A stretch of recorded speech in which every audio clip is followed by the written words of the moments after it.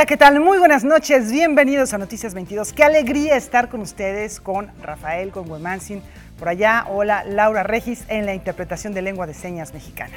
Muy buenas noches, celebrando un aniversario más, 209 años del inicio de la gesta de independencia, con transmisiones especiales como pudieron seguir y como podemos ver también en nuestro mural esta noche que tenemos aquí a nuestras espaldas, algunas imágenes de cómo se vivió ayer esta verbena, esta fiesta, en la que estuvo muy de cerca Huemantzin Rodríguez. Te damos la bienvenida, también bienvenida de vuelta Laura Barrera, ya te extrañábamos.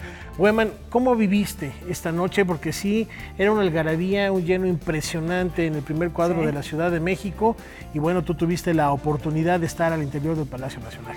¿Qué tal, Rafael? ¿Qué tal, amigos? Laura, también lindo verte de vuelta por acá.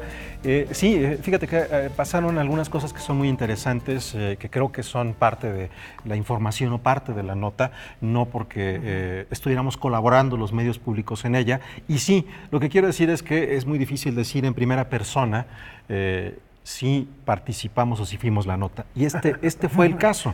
¿Qué es lo que ocurrió? Que por primera ocasión los medios públicos se reunieron y trabajaron en colaboración y se logró una cobertura que no se había dado bajo ninguna otra circunstancia.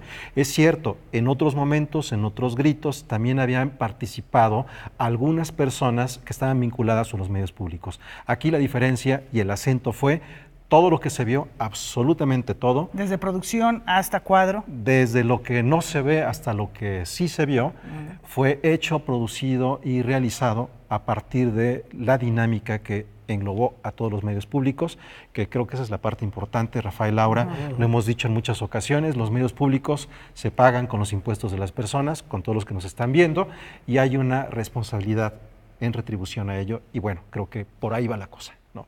Un acercamiento muy importante y que lo celebramos, por supuesto, como también celebramos esta mañana el tradicional desfile militar que tuvo un color muy interesante, del cual nos platica Óscar Cortés.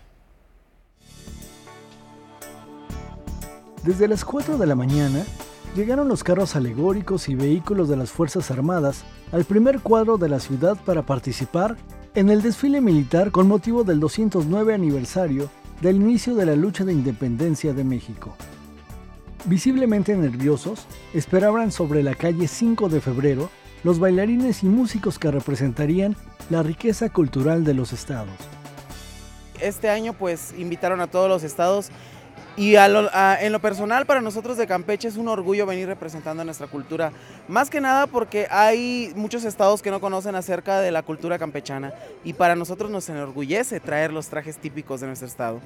Es mucha la emoción, es la vibra, estamos desde las 6 de la mañana levantados, desayunando rápido, corredera, y el tiempo ahorita se nos está yendo rapidísimo, la emoción de participar en este evento.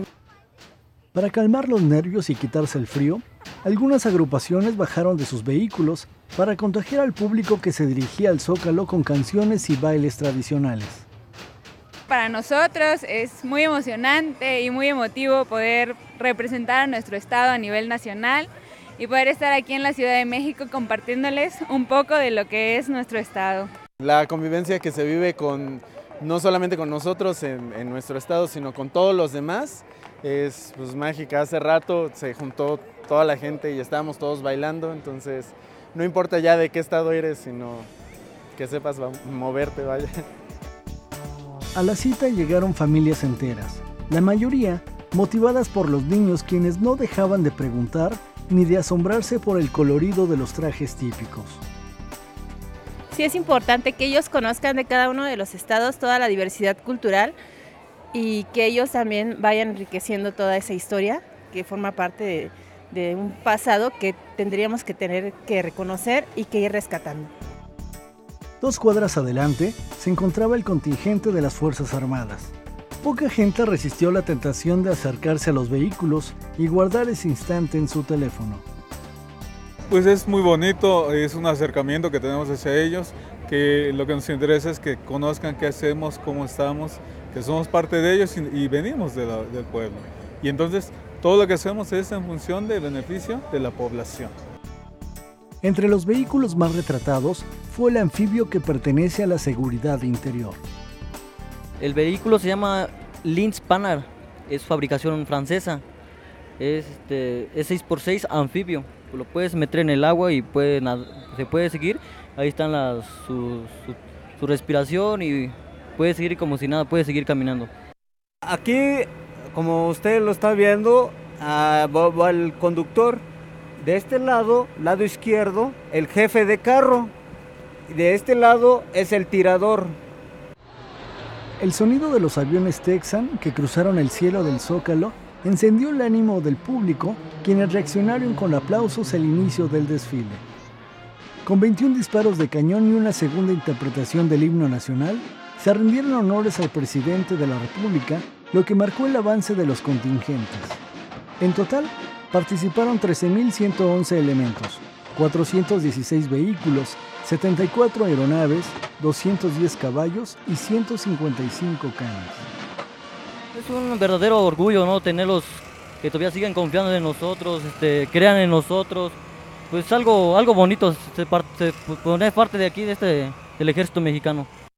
Ha sido muy colorido, ha sido muy agradable convivir con la familia, estar un ratito orgulloso de su país, ¿no? El evento finalizó con la interpretación de Cielito Lindo por parte de la banda de música de las Fuerzas Armadas.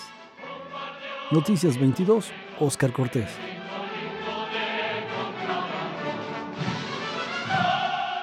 Bueno, pues ahí está este desfile que culmina estas celebraciones por un aniversario más de nuestra independencia, el inicio del movimiento independentista mexicano. Y bueno, estábamos viendo dentro de este desfile, que es una tradición en México, la participación de las Fuerzas Armadas, que tienen pues una historia y también están vinculados absolutamente a ello, ¿no? Y otra cosa que tenemos también que celebrar en nuestro país, un siglo de la creación de la academia que vela por el conocimiento y la divulgación de la historia de nuestro país. Con una ceremonia y la publicación de un libro, la Academia Mexicana de la Historia conmemora su primer centenario de vida. Su presidente rememoró el origen de esta noble institución. Surgió vinculado a la Real Academia de la Historia de Madrid, con historiadores que no eran profesionales, no eran de tiempo completo, eran abogados cultos, miembros de la jerarquía católica, hacendados. Luego vino la profesionalización de la historia, digamos, a mediados de siglo. Esto es, estudiantes de historia en el Colegio de México, en la UNAM, que egresaron, hicieron posgrado, se consolidaron y posteriormente, una vez que adquirieron prestigio, pudieron llegar a la academia. Eso se da hacia los 60, 70.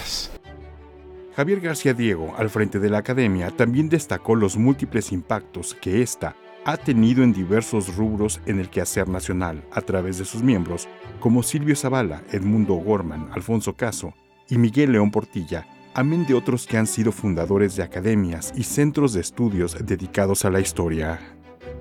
Tenemos una biblioteca creada, digamos, en los 30s, 40s a través de canjes de las memorias con otras academias de América Latina.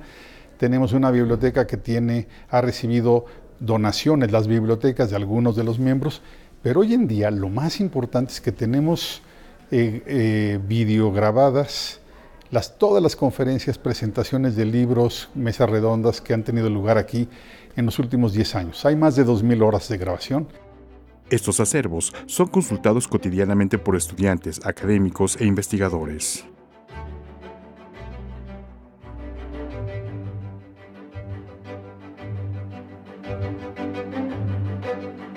Lo que nosotros queremos hacer es aprovechar este sexenio que está iniciando, es el que ha tenido la mayor conciencia histórica de todos los presidentes que ha habido en México. Es al que más le gusta la historia, el que constantemente la comenta, la cuestiona, la difunde.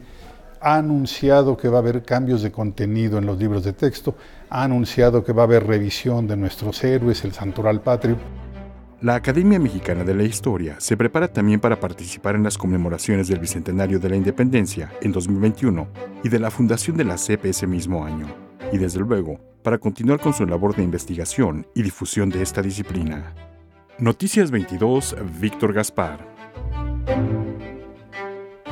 Pues felicidades a la Academia Mexicana de la Historia por este cumpleaños, este aniversario, divulgando el quehacer histórico de nuestro país, la historiografía, también las publicaciones que se han hecho, los personajes que le han dado forma a nuestro recorrer y a nuestro devenir nacional. Nuestro presente, fundamentalmente, es notorio el trabajo que se hace para entender lo que vivimos en este siglo XXI. ¿Y qué les parece si de ahí nos vamos a otra tradición que tiene que ver con el coleccionismo? Con exhibición de parte del archivo del Museo de Arte Carrillo Gil, que incluye fotografías, documentos y planos del edificio, entre otros, el Museo de Arte Carrillo Gil inicia su ciclo de actividades para conmemorar el 45 aniversario del recinto. Además, prepara ya una exposición. Está contemplado para finales de este año, para el 7 de diciembre, junto con el programa integral de exposiciones, que ya toca el cambio. Y pues bueno, vamos a tener la exposición nuevamente, en la colección permanente nuevamente en exhibición de manera constante, durante rotaciones que van a ser periódicas anualmente.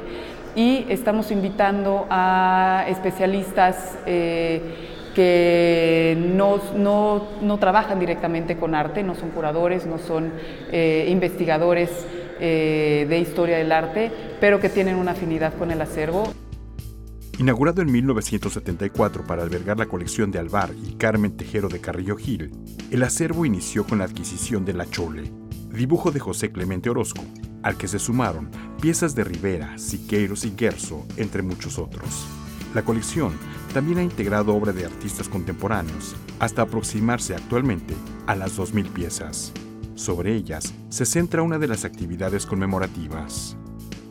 Vamos a empezar una línea de libros infantiles sobre piezas del acervo, cuentos infantiles, donde vamos a invitar a colaborar a un escritor y a un ilustrador para que hablen sino cuenten una historia a partir de una pieza del acervo. Y vamos a empezar también otra línea en donde vamos a invitar a 2 especialistas de distintas disciplinas que van a aproximarse a una pieza del acervo, pero desde su propia disciplina. Además, se abordarán las pautas curatoriales que han marcado la trayectoria de 4 décadas y media del museo a través de mesas de diálogo. De igual modo, se replanteará la aproximación arquitectónica del recinto. Queremos liberar de la mayor cantidad de muros adicionales, museográficos, que se construyen también para adecuar y generar un discurso en torno a exposiciones particulares. Queremos destacar el edificio y destacar todas las bondades que tienen estas rampas, estas ventanales que se alternan del primer piso, el segundo piso. Cada uno tiene su particularidad en términos de iluminación natural, y recuperar, digamos, que lo que se concibió en esa reestructuración del edificio que se hizo en los años 90 para abrir las ventanas que se concibieron como ventanas que regresen a ser ventanas. Los gabinetes con documentos estarán expuestos hasta el 29 de septiembre. El programa de actividades del 45 aniversario del Museo de Arte Carrillo Gil está disponible en su página electrónica. Noticias 22, Víctor Gaspar.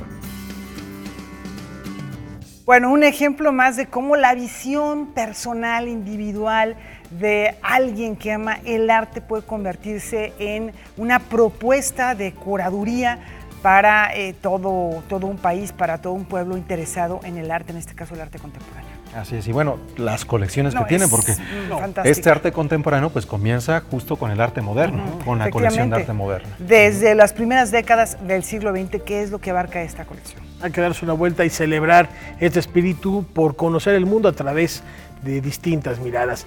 Vamos a una brevísima pausa, hay más aquí en Noticias 22. Volvemos.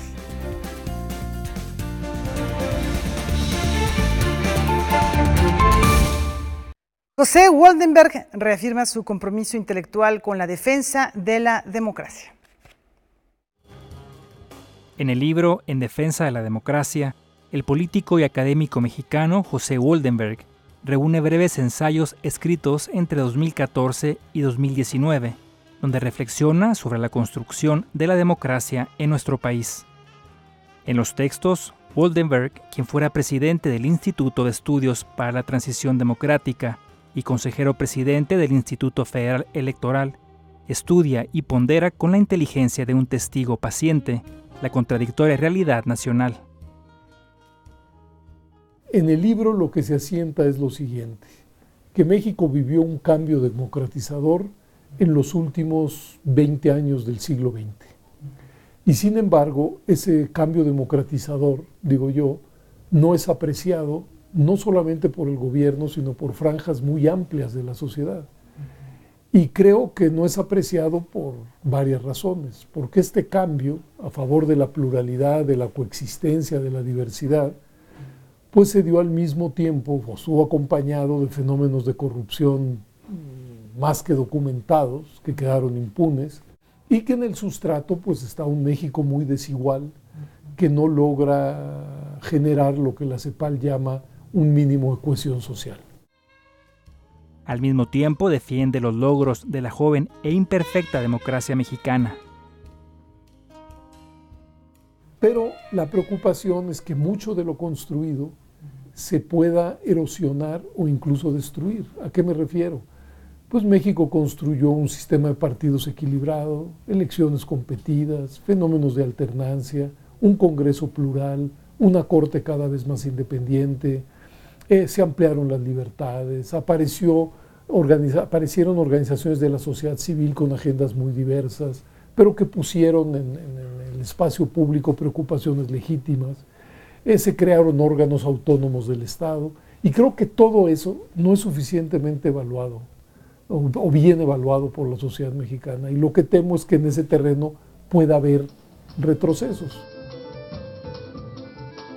Aunque la paradoja, de acuerdo con el autor, es que de 1932 a 1984, al amparo de un régimen autoritario, la economía tuvo un notorio crecimiento y durante el tránsito democratizador no sucedió lo mismo. La preocupación fundamental debe ser la subsistencia y consolidación de nuestro incipiente régimen democrático.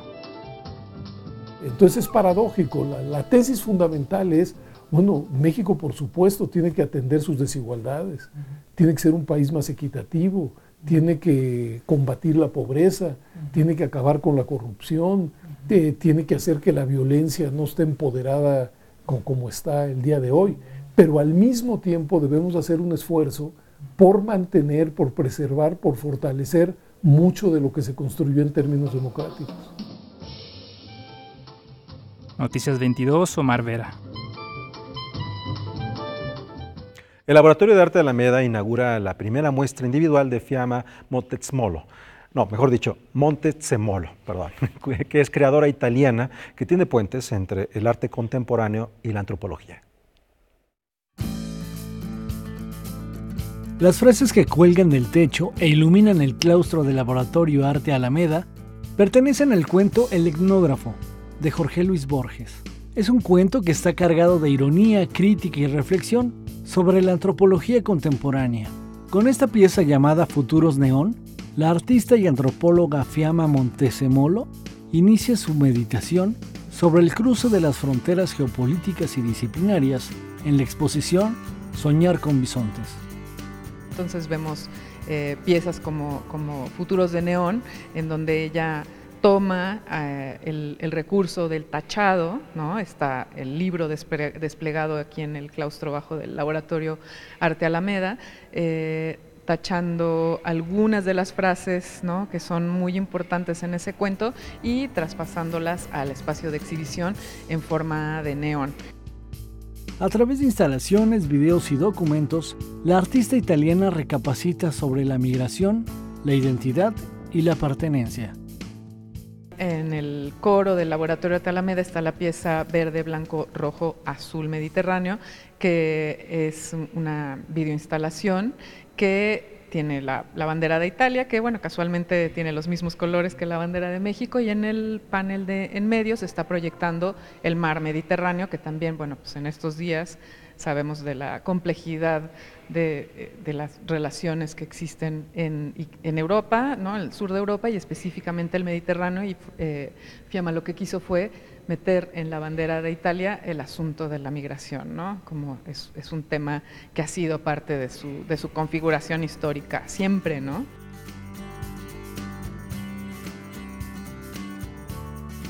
también es una respuesta al surgimiento de estas nuevos fascismos, nuevas formas muy negativas de encarar la migración y el movimiento libre, ¿no? en el mundo. Estamos en un momento muy complejo y sí, parece que este tipo de reflexiones desde la antropología y el arte, como en esta relación que nos muestra los ensamblajes tan complejos que somos, ¿no? A nivel identitario y en ese tenor.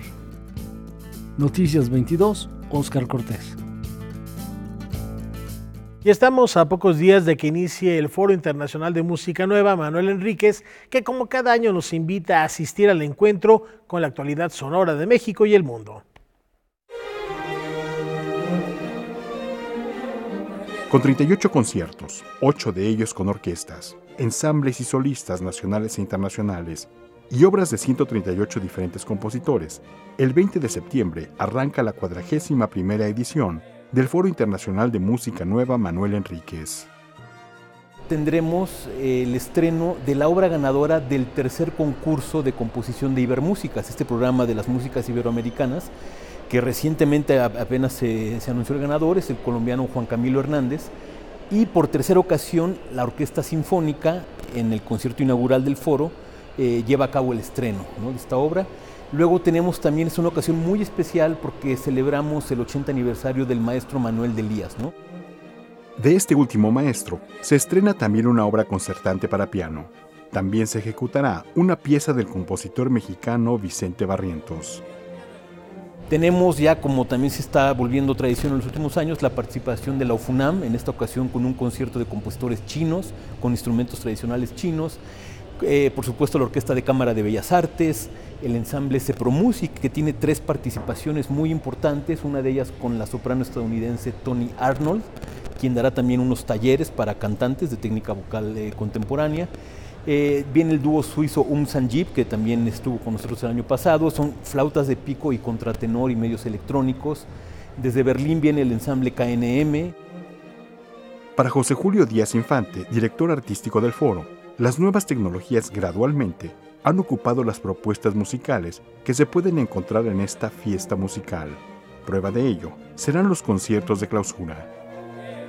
El 13 de octubre tenemos una jornada de clausura, que es al mediodía la Orquesta de Cámara de Bellas Artes, bajo la dirección del maestro Cristian Gomer, en el Conservatorio, y luego a las 5 de la tarde es el segundo de los conciertos que estamos haciendo en colaboración con el Festival Vértice de la UNAM, que es el estreno en México de la versión completa orquestal de la ópera El Gran Macabro de Ligeti, ¿no? El estreno, de hecho, en América Latina, ¿no? Es un concierto multimedia, con la participación de la Orquesta Juvenil Eduardo Mata, el coro de madrigalistas de Bellas Artes, el coro estacato estudiantil de la UNAM y con la dirección de Ludwig Carrasco.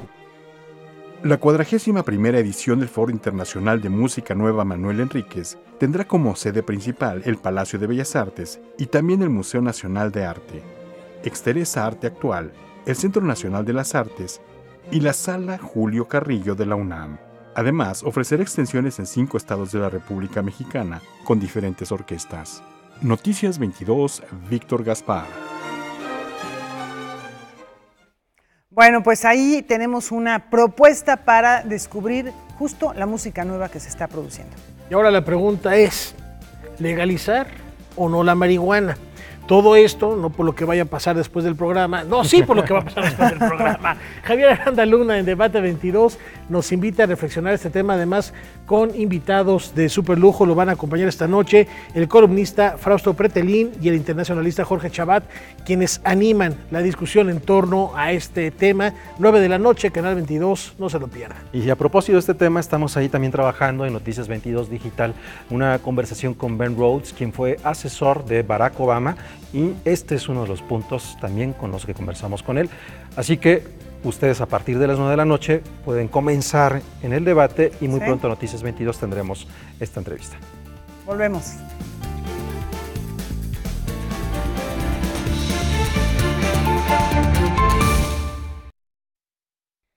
La editorial Círculo de Poesía nos sumerge en el universo poético de Paula Rodríguez Leitón, embajadora de la lírica boliviana contemporánea. De repente yo estoy cocinando, digamos, o estoy caminando y se me viene un verso. sé, cualquier cosa, ¿no? Y es no es racional el proceso. De repente dices, no, la forma del barro, no sé, cualquier cosa puedes decir, y de ahí sale. Entonces, anoto eso y de repente sale otra palabra, sale otra, ¿no? No, yo nunca digo voy a escribir sobre, y alguna vez me han pedido que escriba para el Día de la Madre, para el Día de Maestro, y no me sale nada, ¿no? ¿Qué puedo decir? Admiradora de Jorge Luis Borges, la poeta boliviana Paula Rodríguez Leitón, a los 14 años comenzó a escribir. A los 16 publicó su primer libro y después pasó por un tiempo de negación y se dedicó al periodismo, pero la poesía terminó por ganar. Entonces, esos años no escribí poesía, pero me sirvieron para hacer mil otras cosas, conocer y además escribir, porque cada día tienes que llenar una página de periódico, o 2 o 3, ¿no? Entonces, ¿cómo hacerlo?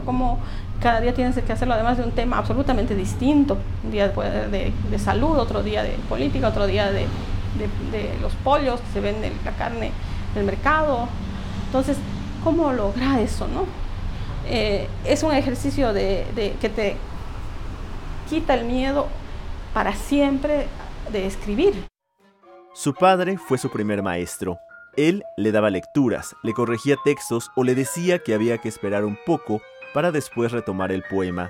De eso ya han pasado varios años y ahora está presentando Instante Claro, libro publicado por Círculo de Poesía, en el que se reúnen la mayoría de sus textos y libros publicados entre 1989 y el 2017. Tal vez también era más espontáneo, una persona de 15 años es tan libre con miles de temores, pero también libre de otras cosas, ¿no? Entonces, prefiero no ver como una evolución, sino más bien como etapas. Es una etapa, la acepto tal como era, no he cambiado, ni voy a cambiar ninguna palabra, digamos, del primer libro. Noticias 22, Alberto Aranda. De la historia nos vamos al escenario de las artes plásticas, pero el soporte o la plataforma es completamente diferente. Nos referimos al Metro de la Ciudad de México, donde vemos que también el arte viaja en metro. Con la exposición de Involuntari México, la estación del Metro Hidalgo se convierte en la galería pública más grande de América Latina. Una muestra de 300 artistas de 50 países cuyas obras forman parte del Movimiento Mundial de Pintura y Escultura Involuntaria, fundado por los artistas ingleses Mildred Hughes y Paul Connelly. Logramos esta exposición en alrededor de 18,000 metros cuadrados, curamos alrededor de 200,000 piezas, decidimos hacer solamente el 2019 y logramos estos maravillosos museos, estos maravillosos murales. Este es del maestro Yasomuart. Este es un colectivo de artistas de todo el mundo prácticamente. Todos los murales vienen de artistas de todo el mundo.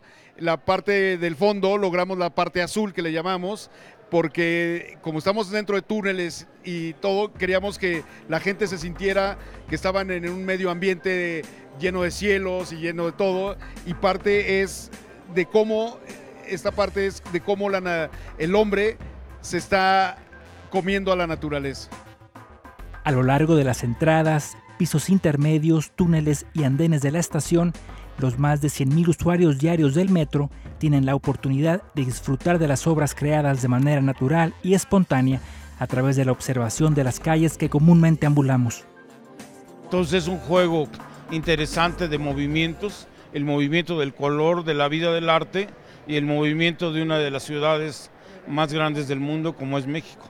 Las piezas están encontradas en la calle, en la zona abierta, y esta es una zona abierta, o sea, sigue siendo una zona, digamos una zona libre, donde la gente transita libremente, no tiene que pagar, no tiene que ir específicamente a una galería o un museo.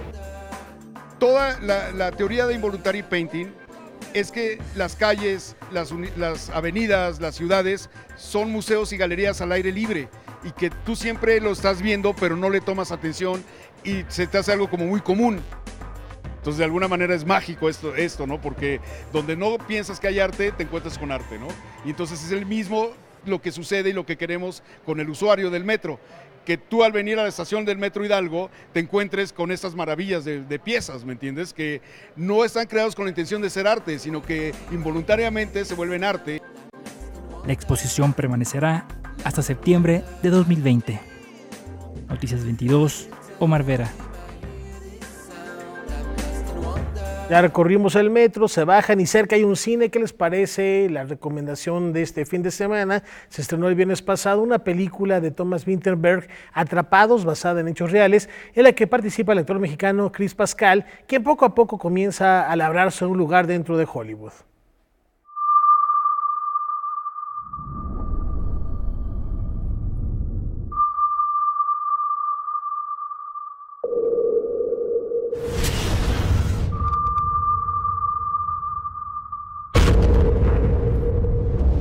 Yo conocí a Luc Besson y Ariel Seitoun en Toronto.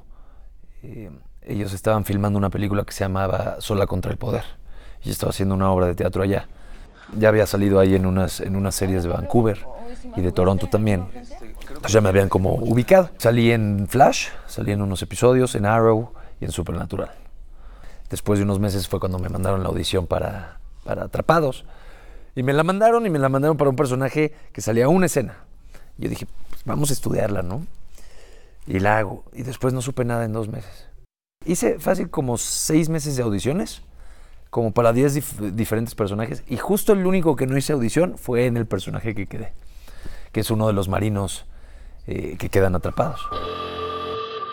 2 acoustic events. Mother of God. Survivors. Es una historia basada en la vida real, ¿no? De un submarino ruso que en el 2001 se va en una misión, se sobrecalienta un torpedo, explota y por ende explotan, se empiezan a sobrecalentar otros torpedos y empiezan a explotar. Y entonces de todos, había como 200 personas en el submarino, 200 marinos.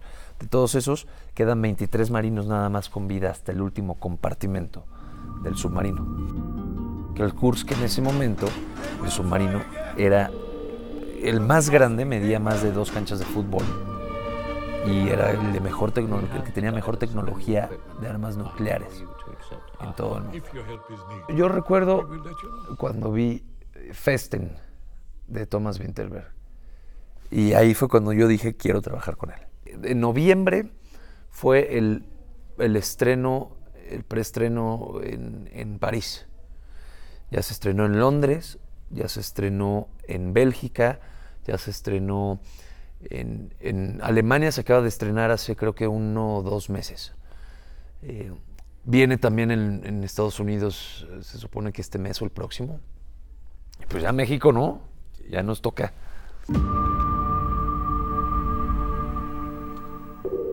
Bueno, habrá que ver esta película. El tema es muy fuerte, este caso real, que quienes tuvimos la oportunidad de, digamos, vivirlo a través de la información, sí genera un gran impacto. Es un hecho único en la historia. Y por otro lado, que sea Vinterberg, o Finterberg, bien pronunciado, como nos acaba de decir Wemansin, pues llama la atención también, siendo él el representante más visible de Dogma 95, este movimiento que buscó dotar o regresar al cine de una cercanía, de una realidad, de una libertad y también de una limpieza en cuanto al acercamiento a los personajes, con plano secuencia, con cámara, que no requería necesariamente de grandes efectos, sino simplemente seguir a los personajes. Bueno, en fin, yo creo que va a estar interesante la película. Y ahora vamos con artes plásticas. La artista Yolanda Ceballos lleva sus disertaciones sobre la memoria y el suceder del tiempo a la Galería Hilario Galguera. La exploración del espacio físico, del fuero interno y de la memoria fueron los 3 puntos de partida de Yolanda Ceballos para construir piezas elaboradas ex profeso para la Galería Hilario Galguera y que ahora exhibe bajo el nombre 5 de septiembre de 2016, terreno número 42. eventualmente, después de ciertos años, me di cuenta de que ese registro de casas me estaba llevando a un registro de mi vida. Y por eso se llama la exposición de esa manera. Y lo que me interesa es como esa memoria de ese momento, o sea, van pasando los años y va cambiando, porque una memoria, se dice que cuando recuerdas algo, ya ese momento de tu vida deja de existir, porque ya es como una ficción. No lo recuerdas tal cual fue. Entonces eso era lo que más me llamaba la atención a mí, como repetir una misma memoria a lo largo del tiempo y ver cómo esa misma memoria va cambiando, y a partir de diferentes materiales, repetirla y ver cómo puede ir cambiando por sí sola. O sea, en la exposición estoy diciendo que le estoy dando un tiempo y un espacio a esa memoria para que se desarrolle como se tiene que desarrollar. Descritas como ejercicios psicográficos, las piezas incorporan también la memoria, el cuerpo y el devenir del tiempo en un intento para traducir la vivencia a través de los materiales. Casi todas mis piezas son como tienen algo de efímeras, porque no son piezas que se van a destruir por completo como una pieza efímera, pero eventualmente estas piezas son como piezas que están vivas, en el sentido de que los óxidos van a hacer que la imagen se deshaga en algún momento. Formada en arquitectura, Yolanda Ceballos también dice nutrirse de pensadores como Kierkegaard. La idea de que siempre que recuerdas algo, lo recuerdas desde puntos distintos, entonces, que también fue como algo que estuve investigando. Recordar algo desde puntos distintos es como te da la sensación de que viviste más, que es otro tema que a mí me llama mucho la atención, o sea, la memoria, el tiempo, o sentir que viviste plenamente, ¿no? La exposición 5 de septiembre de 2016, Terreno número 42, se exhibe en la Galería Hilario Galguera hasta el 11 de noviembre. Noticias 22, Víctor Gaspar. Bueno, pues una interpretación de El paso del tiempo, ahí está en la Galería Galguera. Vamos a una pausa y tenemos más.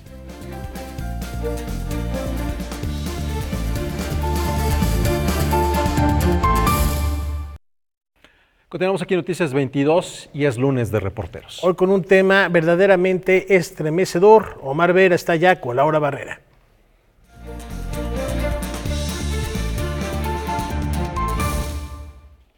Bueno, recientemente hemos sido testigos de marchas que han sido denominadas feministas, que yo creo que tendría que estar participando toda la sociedad. No solamente hay mujeres, hay también, desde luego, muchos hombres que están conscientes de que la violencia sexual debe de terminar. Y esto ha provocado una nueva ola, un nuevo momento en la discusión sobre la violencia sexual. ¿Cuál es la situación en la que se encuentra y cuáles son los caminos que se pueden seguir? Omar Vera, y de esto va el trabajo que nos vas a presentar ahora. Exactamente, tomamos como pretexto que justamente hace un mes fue la marcha hacia el Ángel, el 16 de agosto, en la cual pues ahora sí que alarmó a todo el país, ¿no? Porque llamó la atención cómo las mujeres salieron de una forma fuerte, ¿no? En veces se tomó también como un mensaje violento, pero esto se interpreta como un hartazgo de las mujeres, ¿no? En el reportaje, en la investigación que hice, me doy cuenta que se registran mucho más violaciones sexuales este año que inclusive el año pasado, no necesariamente porque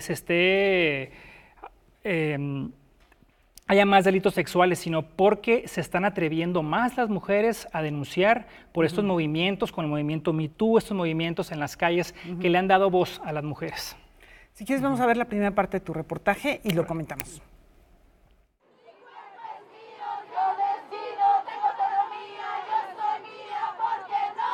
De acuerdo con el Diagnóstico Nacional de Violencia Sexual, presentado por la Comisión Ejecutiva de Atención a Víctimas, en México ocurren alrededor de 600,000 delitos sexuales al año.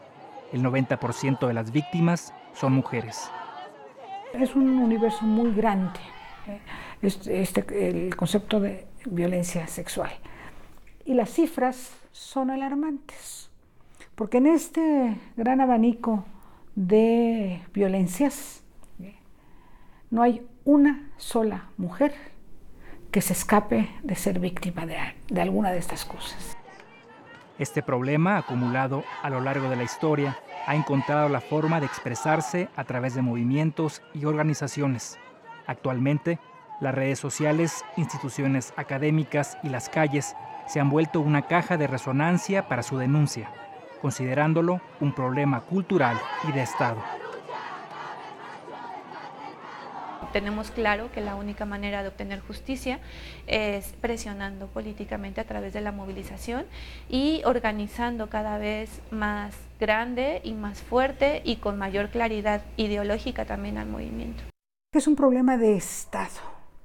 Hasta ahora se ha estado manejando como si fuera un problema de nosotras las mujeres y que los malos de la película son los hombres. Solo el Estado puede mandar mensajes claros a todos los machos para desarticular esta necesidad de poder y control sobre las mujeres. El discurso machista es un problema para la libertad del hombre, para la libertad de la mujer y para las capacidades institucionales. Sí es un problema serio, es un problema estructural latinoamericano y sí hay una oportunidad en las ciudades progresistas como la capital nacional en la cual nosotros vivimos, de remontar, así sea paulatinamente, los rezagos y los vestigios del discurso patriarcal y machista que todavía tiene una gran vigencia a nivel nacional. De acuerdo con el diagnóstico presentado en 2016, las niñas y adolescentes son las más vulnerables. Un amigo lo había invitado a ver una película y él llevó alcohol y ya estaba abierto y no tomé más que unos cuantos tragos y me drogó, no podía moverme. Hubo un punto donde me pegó y yo intenté moverme, intenté con todas mis fuerzas salir de esa situación, a pesar de pues estar drogada. Logré zafarme de él, pero no tenía las suficientes fuerzas y por más que me arrastré, no pude salir de esa situación. Ese mensaje de que las mujeres somos mentirosas, de que a las mujeres nos gusta tener relaciones sexuales con el primer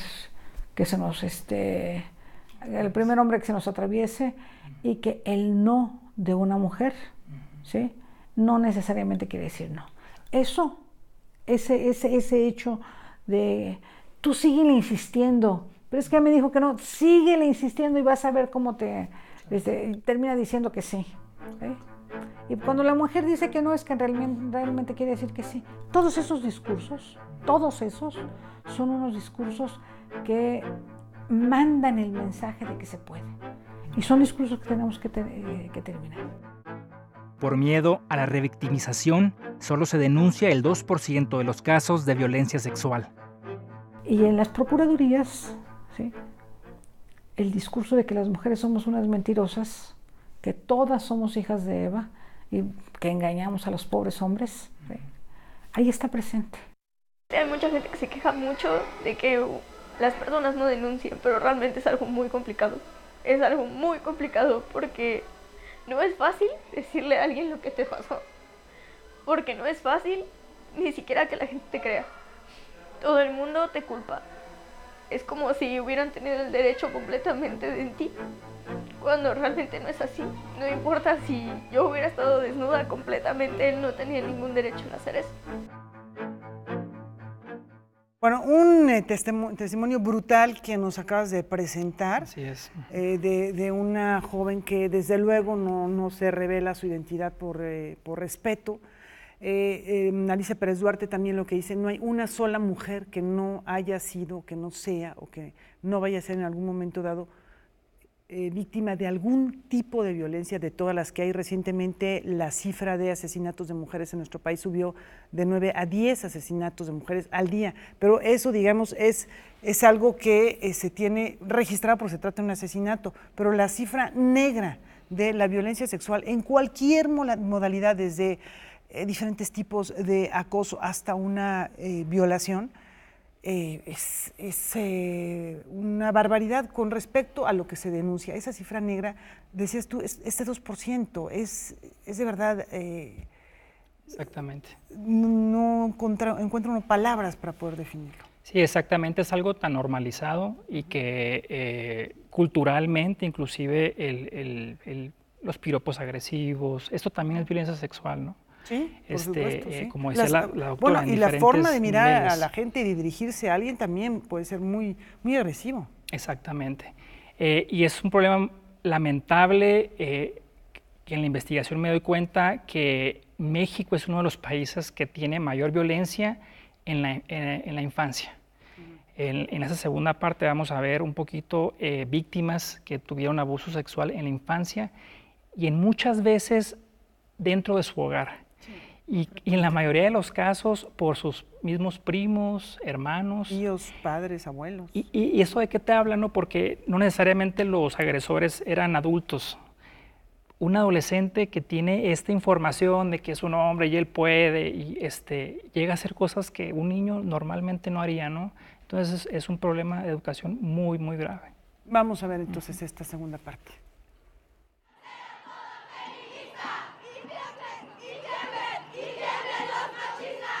El de los 5 años, esta violencia fue por parte de mi hermano mayor. El de los 7, 8 años fue por otro de mis hermanos, mayor también. Y el de los 10, 11 años fue por parte de mi primo, que vinieron a visitarnos a la casa. Y los 3 fue así como que, ay, vamos a jugar, pero pues no. Así es, y fueron los 3 abusos en casa. Los psicólogos indican que las víctimas sufren ansiedad, depresión y otros trastornos psicológicos, contribuyendo esto al desquebrajamiento del individuo. Tratas de hacer como que no pasa nada por algunos lapsos de tiempo, pero finalmente el recuerdo llega. Tarde que temprano, por alguna circunstancia, está ahí.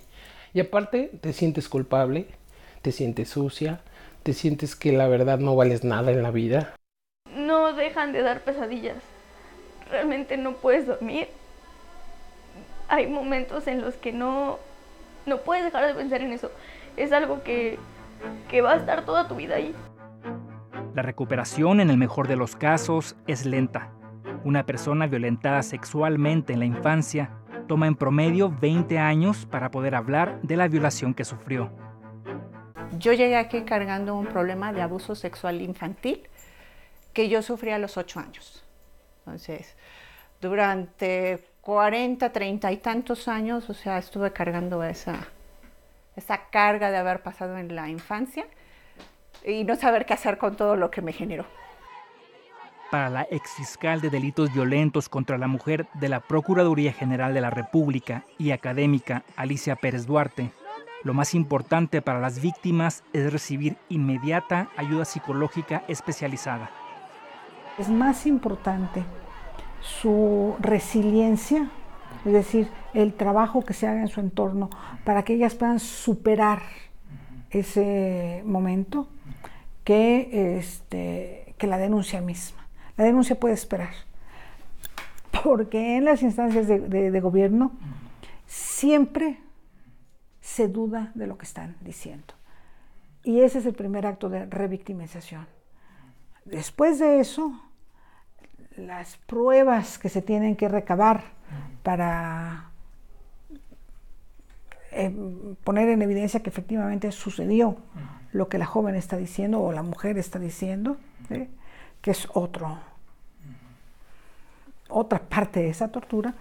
Y luego siempre el tipo de preguntas que todavía siguen existiendo a pesar de los esfuerzos que hemos hecho creando fiscalías especializadas, dando cursos.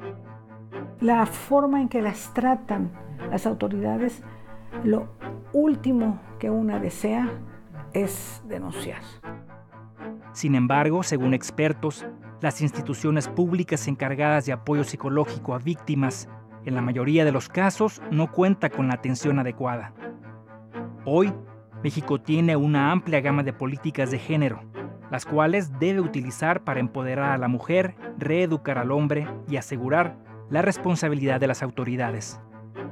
Nosotros sostenemos en el Consejo Ciudadano que impulsemos un proyecto que tiene que involucrar a toda la sociedad y a las instituciones, que es reeducación del varón, que es un asunto generacional, estructural y de largo plazo, y empoderamiento de la mujer, junto con una perspectiva en que las autoridades se sientan eficientemente corresponsables de los dilemas y desafíos que supone atender la violencia de género. Desafortunadamente, como lo hemos vivido en carne propia, si no hacemos presión política no obtenemos justicia. Desafortunadamente así es como funciona el país, así es como funciona el sistema, y mientras no haya una denuncia que se haga pública, que se escuche en todos los rincones, pues no se atiende el problema. Y ese atasgo corresponde con décadas de abandono y décadas de falta de atención a demandas de las mujeres, todas ellas, o mayormente, en su inmensa mayoría, legítimas, que van desde el tema del acoso hasta el extremo más violento que es el feminicidio.